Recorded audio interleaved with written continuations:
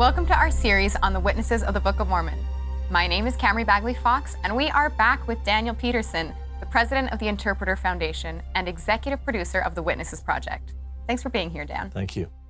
So, critics would argue that these historical events we have of Joseph running with the plates are not realistic because they were too heavy.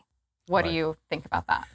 Yeah, this is a fairly new criticism, at least in my experience, and I try to keep my ear to the ground, but I only heard it a few years ago, and at first I thought, well, okay, I suppose we should test it sometime and see whether a reasonably fit young man could run with plates like that.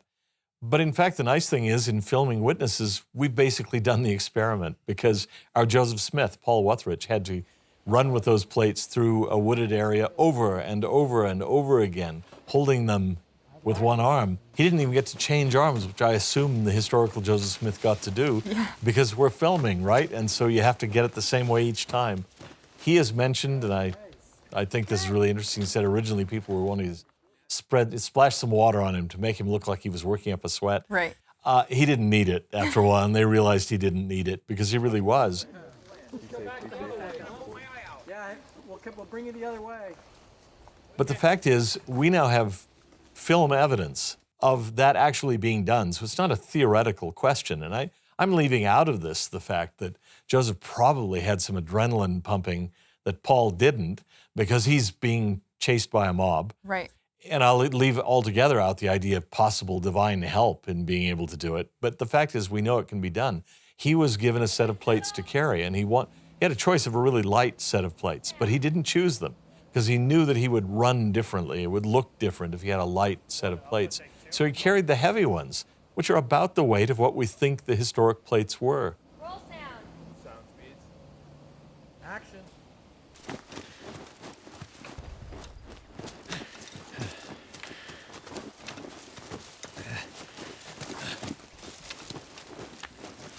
Not only do we think it can be done, we know it can be done because it has been done and we've got it on film.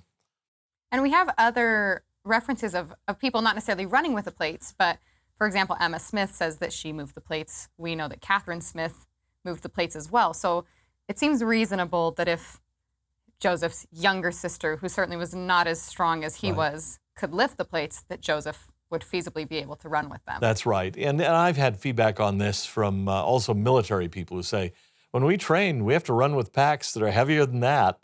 And it's not pleasant. We don't enjoy it, but it can be done. And remember, the plates were very dense. They weren't a huge thing he's holding out in front of him.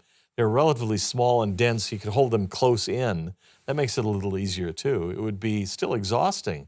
And, it said that when he arrived home, he was totally exhausted. No wonder. But he wasn't faking it. There was a real object there, but he could do it. I think, too, we have to remember what kind of a person Joseph Smith was. He was a frontier farm boy. And in a day when it was all manual labor, it wasn't being done by tractors and things like that. So he's out there a lot of the time clearing fields, which means pulling up tree stumps, moving heavy rocks out of the way of the plow, plowing, doing all that kind of thing, digging wells, building fences. He's in really, really good shape. And we know also, frankly, that Joseph Smith was unusually strong. There are reports of him even later in life as a wrestler, for example. He could defeat just about anybody. Well, he was probably even better when he was in his early 20s and was doing that kind of manual labor all day, every day. So this is a person who is in as good a position to be able to run with plates as probably anybody would be. So when Joseph was finally able to share the plates with some people who were close to him, he told his mother that he was overjoyed by that experience. Why do you think that was? I think it's really fun to see Lucy Mack Smith's history of her son, because sometimes his responses to her, his comments to her, seems to me so human. For example, she's been attending Presbyterian services. The family's sort of divided religiously. And Joseph comes in after his first vision. She wants to know, I think she can sense that something has happened. And she asks him what happened. And the response that she records in her history is, I've learned for myself that Presbyterianism isn't true. And I think, man, that sounds like a teenage boy to his mom. That really sounds human to me. But his response to the experience of the three witnesses also, I think, says a lot about his position. If I may, I'll quote from Lucy Mack Smith. She says, they returned to the house. It was between 3 and 4 o'clock. Mrs. Whitmer and Mr. Smith and myself were sitting in a bedroom. I sat on the bedside. When Joseph came in, he threw himself down beside me. "Father, mother," said he, "you do not know how happy I am. The Lord has caused the plates to be shown to 3 more besides me, who have also seen an angel, and will have to testify to the truth of what I have said. For they know for themselves that I do not go about to deceive the people. And I do feel as though I was relieved of a dreadful burden which was almost too much for me to endure. Now they'll have to bear a part, and it rejoices my soul that I'm not entirely alone in the world anymore." I just think that he is so relieved, because heretofore it's all been resting on him. Do you believe him? Do you not believe him? Even for the family. You know, they've got to be thinking, okay, Joseph, you're telling this story. It's pretty wild stuff, but we're trusting you. William Smith said later on that, well, Joseph was a truthful boy. We all believed him. We'd never known him to lie. But still, this is a lot to ask. But now he comes in, he says, look, I'm not alone anymore. Other people have seen this. And he feels so unburdened by that. That's got to feel absolutely great. I have corroborating witnesses, and it's not just me anymore. To me, that's as human as can be. That's totally believable to me. I agree. I can't even imagine the relief, because it's one thing to have people trust you and support you, but it's another thing to have them be able to share that lived experience with you. You know, whether or not that's just seeing it with their eyes or actually living through the same things. I think, you know, we've probably all experienced times where we felt, on one hand, completely alone in things, or feel like we're the only one holding up all of this burden. But then when you can talk to other people who have experienced the same thing, been through the same thing, it's so therapeutic. And I can't even imagine how good that would have felt for him. And I would think, you know, he bore a really heavy burden, because he was the prophet, and people looked to him for everything.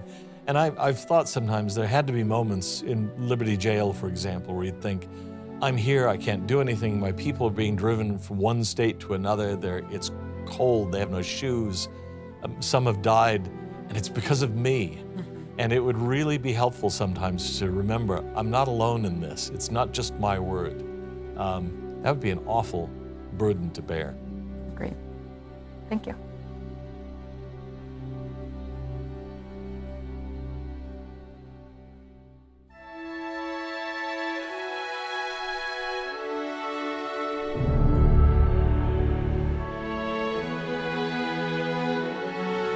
Joseph was dead, the young church balanced on a razor's edge.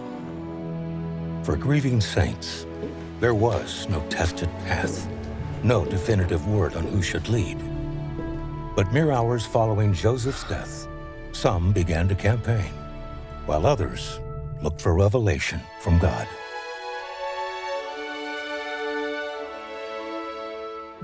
Be a part of the next chapter. Visit 6daysinAugust.com.